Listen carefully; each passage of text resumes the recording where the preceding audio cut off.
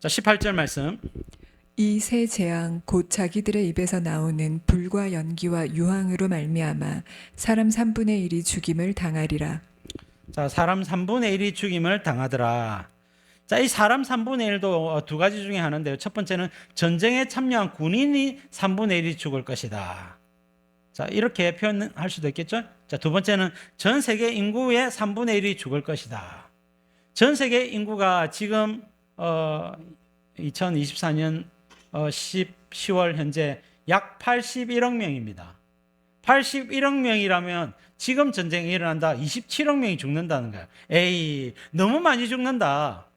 아니, 핵폭탄이 떨어진데도 너무 많이 죽는데, 이렇게 생각을 할 수가 있습니다. 그러니까 참여한 군인의 숫자가 아닐까.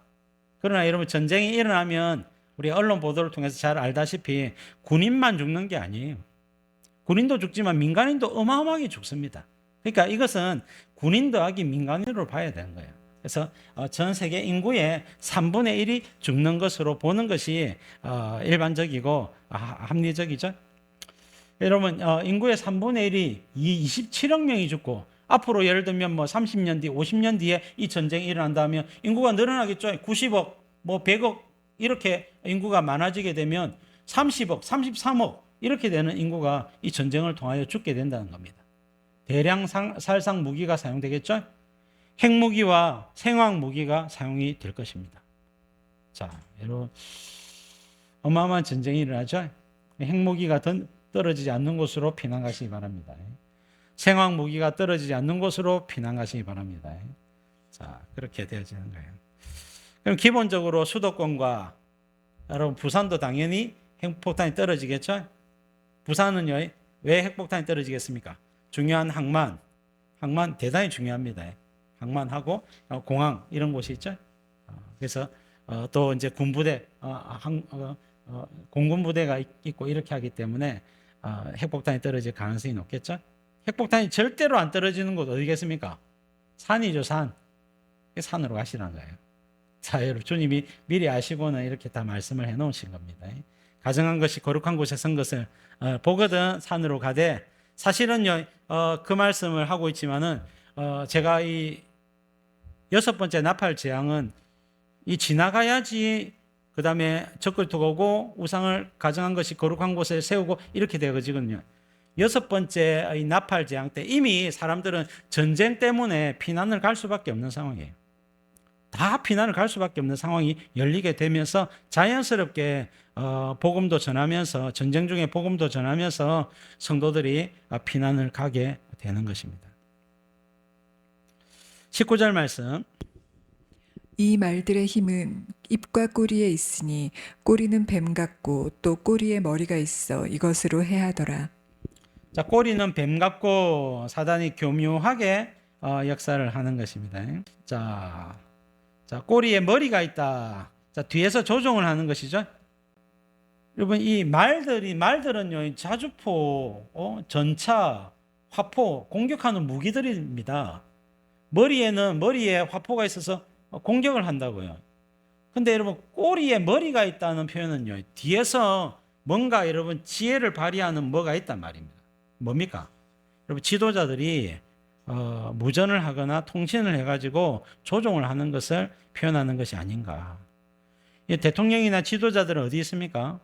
지하 벙커에 있죠. 안전합니다. 지하 벙커에서 지시하고 조종하는 것입니다. 이런 표현으로 봐야 되지 않겠느냐 하는 것입니다. 어쨌든 유브라데 전쟁은 현대전을 이야기하는 것이고, 인구의 3분의 1이 죽는 끔찍한 전쟁이고 유브라데 전쟁이다라고 말씀을 하고 있는 거예요. 이사야 9장 15절에 보니까 그 머리는 곧 장로와 존귀한 자요, 그 꼬리는 곧 거짓말을 가르치는 선지자라 그랬습니다. 자, 머리와 꼬리 뭡니까? 결국은 지도자들을 이야기하는 거예요. 대통령과 참모들에 의해서 핵무기 버튼이 눌러지겠죠? 핵전쟁과 생화학전쟁 가능성이 대단히 높아지고 있는 것입니다. 그래서 먼저 타격을 하고 먼저 공격을 하겠죠? 그래야 공격을 덜 받겠죠? 서로 버튼을 먼저 누르려고 하게 될 것입니다. 자, 이런 전쟁이 일어나지 않기를 바라지만은, 성경은 연월 일시가 정해져 있고 이런 전쟁은 인간이 가인부터 마지막 시대까지 모든 인류가 지은 죄 때문에 이런 전쟁이 일어난다라고 말씀을 하고 있는 거예요. 20절, 21절 보겠습니다. 이 재앙에 죽지 않고 남은 사람들은 손으로 행한 일을 회개하지 아니하고 오히려 여러 귀신과 또는 보거나 듣거나 다니거나 하지 못하는 금, 은, 동과 목석의 우상에게 절하고 또 그 살인과 복술과 음행과 도둑질을 회개하지 아니하더라. 이 전쟁의 결과가 뭐냐? 자, 이 전쟁은 목적이 있는데 주님이 세상 사람들에게 회개할 기회를 주는 것이 목적이었습니다. 근데 회개하지 아니하고 회개하지 않더라라고 말씀을 하고 있는 거예요. 자, 남은 사람들은 3분의 1이 죽었습니다. 3분의 2가 남았습니다. 3분의 2가 회개해야 되는데 회개를 하지 않더라는 거예요. 손으로 행한 일, 각종 죄악들이죠. 우상숭배, 살인, 복술, 음행, 도둑질 등 각종 죄악들에 대해서 회개하지 아니하더라. 내가 무슨 죄를 지었냐? 이게 무슨 죄냐? 하고는 뻔뻔스럽게 하나님을 향해서 손가락질하면서 하나님이 도리어 나쁘다. 왜 이 같은 전쟁을 허락하셔가지고 많은 사람들을 죽게 하느냐고 도리어 하나님께 손가락질하고 회개하지 않더라. 그렇게 말씀을 하고 있는 것입니다. 하나님은 육나팔, 6번째 나팔 재앙으로 사람들의 마음을 낮추어서 마지막으로 예수님을 붙잡을 수 있는 기회를 주고 계시는 거예요. 근데 회개하지 아니하더라 말씀을 하고 있는 것입니다. 회개하는 것은 하나님의 은혜죠. 창세전에 택하신 자들에게는 하나님께서 예수님에 대한 이야기를 듣게끔 하시고 때가 되면 그의 마음에 심령의 은혜를 주시고 감동을 주셔서 교회의 발걸음을 하게 하시고 말씀을 들을 때에 예수님이 나의 주님이시구나, 예수님께서 내 죄를 위해서 십자가 달려 죽으셨구나 하는 것을 믿어지게 해주십니다. 그래서 성령의 감동하심으로 말미암아 회개가 이루어지는 것입니다. 그리고 신앙생활을 하는 중에서도 내가 주님 앞에 어떤 죄를 지었거나 내가 합당하지 않은 말을 했거나 이웃을 향해서 나쁜 짓을 했거나 이렇게 할 때에 마음에 감동을 주셔서 회개의 자리로 나아갈 수 있도록 은혜를 주시는 거예요. 여러분, 회개의 기회는 하나님의 은혜입니다. 여러분, 사무엘하 12장에 다윗이 바세바와 우리아를 향해서 악한 일을 하고 나서 나단 선지자를 보내어서 그의 죄를 지적했을 때 내가 여호와께 죄를 범하였노라 라고 회개하는 것은 하나님의 은혜입니다. 여러분, 시편 32편에 허물이 사함을 받고 죄가 가려진 자는 복이 있도다. 그 이야기를 하면서 자기가 죄를 토설하지 않았을 때는 여러분 식은땀이 나고 여러분 하나님의 이 기운이 자기를 짓눌렀으나 자기가 죄를 자복했을 때는 그처럼 행복하고 그처럼 기쁜 나날들이 없었다라고 이야기를 하죠. 여러분, 회개의 기회를 얻는 것은 하나님의 은혜입니다. 여러분, 죄를 지었거든 무거운 죄의 짐을 가지고 있거든 언제든지 주님의 보좌 앞으로 나아가십시오. 히브리서 10장에 의하면 지성소가 항상 우리 앞에 열려져 있습니다. 하나님의 보좌 앞으로 언제든지 나아갈 수 있습니다. 예수 그리스도의 이름으로 찢어진 휘장 사이에 지성소로 들어가서 성부 하나님을 만나고 성자 예수님을 만나십시오. 얼마든지 우리는 죄사함을 받을 수가 있습니다. 요한일서 1장 9절 너희가 너희 죄를 자백하면 저는 미쁘시고 의로사 우리 죄를 사하시며 모든 불의에서 우리를 깨끗하게 하실 것이요. 여러분, 회개의 기회를 얻는 것이 하나님의 은혜입니다. 자, 사단과 적그리스도. 자, 요한계시록 13장 1절에 보니까 적그리스도가 등장을 하는데 내가 보니 바다에서 한 짐승이 나오는데 뿔이 열이요 머리가 7이라. 본래 뿔이 열이요 머리가 7인 존재는 사탄이거든요. 사탄을 닮은 한 짐승이 나온단 말입니다. 그래서 이 한 짐승은 사단의 아들이라. 왜? 저 아버지를 닮았단 말입니다. 자, 그 뿔에는 10왕관이 있고 그 머리들에는 신성모독하는 이름들이 있더라. 내가 본 짐승은 표범과 비슷하고 그 발은 곰의 발과 같고 그 입은 사자의 입 같은데 용이 자기의 능력과 보좌와 큰 권세를 짐승에게 주었더라 라고 말씀을 하고 있는데요. 자, 이 이야기를 하는 이유가 뭐냐면 이제 후반기 3년 반이 시작될 때에 이제 적그리스도가 나타난다는 거예요. 근데 적그리스도가 언제 세계 대통령이 되느냐? 자, 넘겨서 3절에 보니까 그의 머리 하나가 상하여 죽게 된 것 같더니 그 죽게 되었던 상처가 나음에 온 땅이 놀랍게 여겨 짐승을 따르고 그랬죠. 자, 여러분 적그리토의 머리 하나가 상하여 죽게 된 것 같았다 그랬습니다. 적그리토가 죽게 된 것 같았다가 상처가 나아서 살았단 말입니다. 마치 예수님이 죽었다가 부활한 것처럼 흉내를 내고 있는 거예요. 나 죽었다가 살아났다? 내가 진짜 신이야? 그렇게 이야기를 하는 것입니다. 그랬더니 온 땅이 놀랍게 여겨 짐승을 따르고, 자, 예수님이 죽으시고 3일 만에 부활하시니까 여러분 전 세계에 있는 많은 사람들이 예수님을 따랐습니다. 왜? 예수님이 하나님의 아들이라는 것이 드러났기 때문이죠. 적그리스도가 예수님 흉내를 내면서 이제 세계 대통령이 되어지는 것입니다. 그래서 적그리스도가 예수님 흉내를 내고 세계 대통령으로 추대가 되어지는 사건이 있는데 그게 뭐냐? 유브라데 전쟁입니다. 유브라데 전쟁을 통하여 적그리스도가 등장을 하더라 말씀을 하고 있는 거예요. 계시록 13장 5절에 또 짐승이 과장되고 신성 모독을 말하는 입을 받고 42달 동안 일할 권세를 받으니라. 적그리스도가 후반기 3년 반 전 세계를 통치하면서 내가 만왕의 왕이다.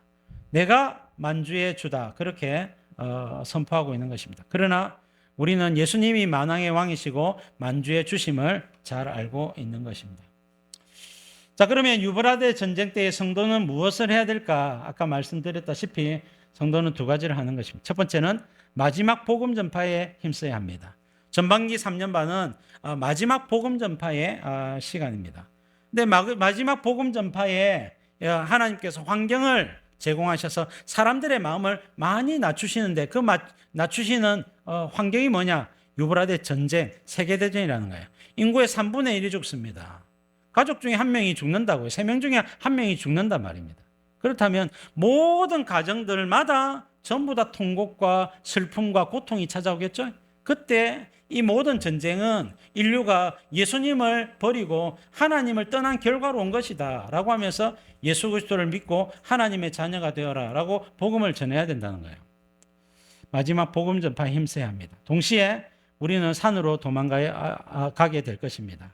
전쟁이 일어나면 피난 갈 수밖에 없죠. 주님이 성도들을 산으로 피난을 보내시는 겁니다. 자연스럽게 후반기 3년 반 동안 주님이 적그리스도의 고난으로부터 성도들을 특별히 연약한 성도들을 적그리스도의 손에서부터 지키시기 위해서 이 전쟁을 일으키시는 것이다 라고 판단할 수가 있겠습니다. 이 전쟁 직후에 적그리스도가 온 세상 통치권을 장악하고 성도들을 배교시키거나 성도들을 죽이게 됩니다. 성도들은 세 가지 중에 하나예요. 배교하거나 순교하거나 아니면 산으로 도망가거나. 후반기 3년 반은 이 세 가지 액션 외에는 성도들의 액션은 없습니다. 그래서 여러분 우리가 순교할 수도 있겠지만은 믿음이 약한 자들을 위해서 어떻게 해요? 산으로 도망가야 된다. 이 산으로 도망가는 것은 때가 중요해요. 때. 적그리스도가 온 세상을 장악할 때, 전 세계 대전이 일어날 때, 그때 성도들이 산으로 도망가게 된다라고 말씀을 하고 있는 거예요. 마태복음 24장 15절 그러므로 너희가 선지자 다니엘이 말한 바 멸망에 가정한 것이 거룩한 곳에 선 것을 보거든 읽는 자는 깨달을진저 그때 유대에 있는 자들은 산으로 도망할지어다. 자, 이것을 AD 70년 예루살렘이 멸망할 때라고 이제 사람들은 이야기를 많이 합니다. 자, 그러나 AD 70년에는 로마의 디도 장군이 예루살렘을 붕괴시켰던 사건인데 그때 여러분 예루살렘 성전에 가정한 것이 세워지지 않습니다. 뭐 세워졌을 수도 있겠죠. 조롱하기 위해서. 그러나 여러분 거기는 다 피바다입니다. 이미 피바다. 사람들이 그곳에서 많이 여러분 유대인들이 많이 죽었단 말입니다. 예루살렘 안에서만 무려 110만 명이 죽었어요. 성전 안에 사람들이 얼마나 많이 있었겠습니까? 그 사람들이 다 죽었는데 거기에 가정한 우상을 로마의 우상이나 어떤 황제의 우상을 세운다고요? 그거는 말이 안 되는 거예요. 숭배하기 위해 세워야 되는데 그거는 말이 안 되는 것입니다. 깃발을 꽂는 것은 가능할지라도 여러분 가정한 것 우상을 세울 수는 없다 싶고요. 자, 이것은 유대에 있는 자들은 산으로 도망할지어다 표현되어 있지만 유대인들에게만 해당되는 것은 아닙니다. 여러분 종말의 모든 현상들은 전 지구적이라 했죠. 그래서 여러분 가정한 것이 첫 번째는 제3성전이 지어지고 그 제3성전에 세워지든지 아니면 여러분 교회에 세워지든지 이 동시적으로 이루어지든지 그런 현상이 나타나게 될 것이고 전 지구에 있는 모든 성도들이 가정한 것이 거룩한 곳에 세워졌구나 하는 것을 다 아시게 될 거예요. 그러면 자연스럽게 산으로 가시게 되고 이거는 최후의 보류입니다. 최후의 그 현상이 일어나면 무조건 가라는 겁니다. 그다음 그 전부터 유브라데 전쟁부터 자연스럽게 산으로 도망가게 된다라고 오늘 본문이 말씀을 이제 우리에게 알려주고 있는 것입니다. 자, 문명은 종말의 때를 가리켜서 산으로 도망가라고 말씀을 하고 있는 것입니다. 자, 전지구적인 환란임을 기억하시라. 적그리스도 시대가 왔다면 산으로 도망가야 된다. 지금은 도망갈 필요가 없어요. 많은 이단들이 이제 더 빠른 시기에 산으로 도망가고 산에서 뭐 신앙촌을 만들고 뭘 만들고 하지만은 그것은 옳지 않습니다. 왜? 계시를 왜곡했다는 거예요. 말씀을 제대로 순종하고 있지 않습니다. 광신도처럼 보이죠. 그러나 종말의 때가 되면 그때가 되면 모든 그리스도인들이 도망가지 않으면 안 되는구나 하는 걸 모든 사람들이 성도들이 다 알게 되는 겁니다. 자연스럽게 전지구적으로 산으로 도망하게 되고 이것을 미리 아는 사람들은 7년 전에 첫 번째 이스라엘이 회복되어서 전 세계 선교사가 되고 할 때에 이미 산에 많은 사람들을 섬기기 위해서 먹을 것과 처소를 예비하게 될 것입니다. 지금도 보면 이제 종말의 때를 미리 준비해야 되겠다고 100인분의 양식을 준비하고 이렇게 하지만 그렇게 할 필요 없습니다. 지금은 전혀 그렇게 할 때가 아니다. 종말은 산으로 도망가는 것은 때가 중요하거든요. 그때는 계시록 6장과 우리 마태복음 24장의 내용을 통하여 잘 알 수 있게 되는 것입니다. 유브라데 전쟁은요, 전쟁 때문에 산으로 도망간다 했죠. 그래서 대량살상 무기로부터 보함을 받을 수 있고 우리가 지리산이나 뭐 깊은 산 중에 있으면요, 그 포탄이 떨어지지 않습니다. 거기에 쏘는 이상한 군인은 없어요. 그다음에 1대접 그다음에 이제 용납할 다음에 1대접 아닙니까? 1대접 재앙은요, 악하고 독한 종기가 성령으로 인침을 받지 아니한 사람들에게 전부 나거든요. 자, 2대접은요, 바다가 전부 피가 되고 바다 생물이 다 죽어요. 먹을 것이 없어요. 우리 산에 있죠. 자, 세 번째 대접은요, 강과 물샘 근원이 피가 됩니다. 자, 우리는 산에서 산수를 마시겠죠. 자, 강과 물샘 근원이라고 하는 것은 주로 중요한 물의 근원을 이야기하는 거예요. 우리는 산에서 내려오는 물이나 지하수를 먹겠죠. 그 다음에 네 번째 대접은 해가 뜨거워지는 것입니다. 산에 들어가거든 여러분 할만하시거든 전부 다 동굴을 좀 만들어 놓으세요. 산에 우리가 인공 동굴을 얼마든지 만들 수가 있죠. 그렇게 되면 온도가 김치 이런 거 보관하고 식자재 보관하면서 조금 넓게 준비해 가지고 네 번째 대접 재앙 해가 뜨거워지거나 하면 여러분 피할 수 있는 공간을 마련하면 좋습니다. 그다음 다섯 번째 대접 재앙은 큰 성 바벨론이 어두워지거든요. 자, 우리 산에 있는 우리와 상관이 없고 여섯 번째 대접 재앙은 아마겟돈 전쟁이 예비가 되는 것이거든요. 아마겟돈 전쟁이 준비가 되면서 지구에 있는 모든 이제 군인들이 이스라엘의 먹잇돌로 집결하는 사건이에요. 산에 있는 우리와 전혀 상관이 없습니다. 그리고 마지막 일곱 번째 대접 재앙은 큰 지진이 일어나고 큰 우박이 전 지구적으로 쏟아져요. 산에 있는 우리와 상관이 있죠. 상관이 있는데 이 지진이 일어나기 직전에 성도들이 휴가가 돼요. 우박이 일어나기 직전에 성도가 휴가가 된단 말이에요. 그것을 제가 어떻게 한다 했습니까? 창세기 19장 소돔과 고모라 우박재앙이 일어나기 전에 성도가 피난을 하죠. 두 천사가 와서 성도들의 손을 잡고 억지로 밖으로 끄집어내죠. 자, 예수님께서 우리 마태복음 24장 뒷부분에 보시면 땅끝까지 천사들을 보내어서 성도들을 모으신다고 말씀을 하고 있죠. 그래서 큰 지진과 우박재앙이 쏟아지기 직전에 우리가 휴가가 되기 때문에 성도는 보함을 받는 것입니다. 하나님의 말씀대로 순종하는 삶이 얼마나 중요한지를 보여주는 것입니다. 여러분, 지금도 우리는 말씀과 우리의 현실이 맞지 않아서 말씀이 너무 지나친 것을 요구한다고 느낄 때가 종종 있습니다만은, 여러분, 때로는 손해를 보고 때로는 하나님의 말씀이 부담될지라도 주의 말씀이라면 순종하십시오. 순종 훈련이 종말에 저와 여러분들과 여러분들의 가족과 많은 사람들의 생명을 살리게 될 것입니다. 여러분, 주일 성수만 해도 우리가 순종하기 버거운 상황들이 있을 수 있습니다. 그런 것들 때문에 우리가 여러 가지 손해도 보고 사람들로부터 비난도 받고 때로는 두렵기도 하고 때로는 외롭기도 하고, 그러나 여러분, 이 모든 순종 훈련이 가면 갈수록 우리의 구원과 우리의 믿음을 견고하게 만들고 우리를 통하여 많은 사람을 살리게 되는 원동력이 되어지게 되는 것입니다. 성령으로 인침을 받은 성도들은 능히 서게 된다. 그러므로 주님과 친밀하라. 주님과 동행하라. 더욱 말씀 신앙을 가지고 마지막 시대 기도와 사명으로 더욱 깨어있는 우리 저와 여러분들이 다 되시기를 주님의 이름으로 축복합니다. 예. 기도 제목 같이 읽겠습니다. 시작. 말씀으로 시대를 분별하게 하소서. 기도와 사명으로 깨어있게 하소서. 종말에 영혼 구원하는 전도자 되게 하소서. 아멘.